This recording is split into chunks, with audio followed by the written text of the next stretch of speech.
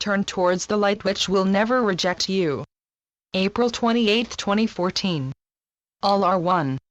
You all know that. You accept it as a basic fact or concept, and then you dismiss it from your minds as you go about your daily affairs.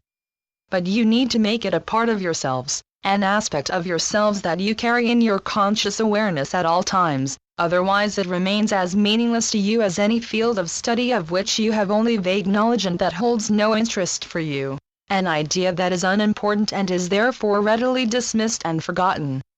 The fact that all are one is an aspect of reality that you cannot afford to dismiss offhandedly, and as of no interest, while you go about your daily routines. Awareness of it needs to be an important and distinctive characteristic of your personal field of sentient consciousness. If you shut it out of your awareness, then you are putting yourselves on autopilot, allowing your egos to rule your attitudes and behaviors, as the real you, the eternal part that is one with Source, takes a nap. Then later, maybe, it becomes apparent that something strange has happened and you find yourself struggling with issues and conflicts that are quite disturbing, and wondering what could have caused them. Then ego suggests to you that nothing untoward has happened that it cannot cope with on your behalf, so you bury the cares that disturbed you in your unconscious, that vast dump where so much junk, gathered and disposed of over the years, festers and grows rancid. But eventually that junk dump is going to make its presence felt, and you will have to deal with it. In fact, for many of you now, all that buried and denied garbage is blasting its way into your awareness, causing you considerable discomfort. When you find yourselves experiencing long-forgotten painful memories, just allow them to flow. Like the weather, they will pass. Do not judge them or yourselves, but if you find yourselves unable to resist doing so, then forgive yourselves afterwards. Remind yourselves yet again that the environment that you appear to inhabit is illusory, as are all the pain, sufferings, conflicts, and betrayals. You are, and always will be, the beloved children of God, created perfect, not your bodies, which are basically ego-driven vehicles in which you are riding, and therefore remaining eternally perfect.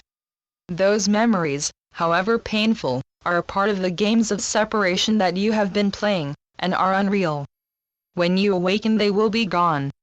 However, while you remain within the illusory world of distrust, suffering, and betrayal, forgiveness is your steadfast and constant ally. Practice it, become adept. Your ego's shrill protests that you either need to feel intense guilt for what you have done, or that you need to be recognized and compensated for wrongs done to you, are distractions that attempt to divert you from your path to awakening. Reality is a state in which only love is present, and by forgiving, you divest yourselves of all that is in opposition to it, of all the judgments and anxieties to which you are clinging in fear and anger, thus clearing your hearts so that love may enter. When ancient issues, long since buried and only faintly remembered, seem to overwhelm you, remind yourselves that they are coming up for release, and not as a punishment for bad behavior to fill you with guilt. Feelings of unworthiness, for instance, that you use as a cloak or veil under which to hide because you believe that love, God, your Father, would reject or shame you if you entered into His presence. Ask your friends in the spiritual realms, whoever is your favorite saint, angel, guide, or mentor, to help you to feel the field of love in which you are eternally held safe and secure. When you ask for this, when you seek to know that you are dearly loved, you release some of the blocks to love and allow it to flow through you once again, bringing you peace and certainty of your divine connection. It is a bit like aerating stagnant water to refresh and revitalize it. However, allowing love to flow through your hearts, even if only temporarily as you take a break from your feelings of guilt and unworthiness, is far more uplifting and invigorating. The distractions of the illusion consistently draw your attention to all that is unloving, distrust, deceit, corruption, hardship, etc., and when you focus there, fear and helplessness can easily overwhelm you. But you are coming home, you are going to awaken into reality. It is inevitable, unavoidable, and for that give thanks, and then focus your attention there. Tell yourself, I am going to awaken.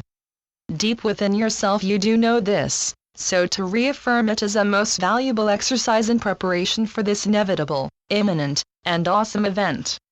You are dearly loved, you always have been, and you always will be. However, momentarily, the truth of that eludes you, and so we in the spiritual realms are constantly reminding you, bringing that truth back into your awareness through myriad channeled messages, and by giving you a loving squeeze when you make contact with us during your periods of prayer, contemplation, or meditation.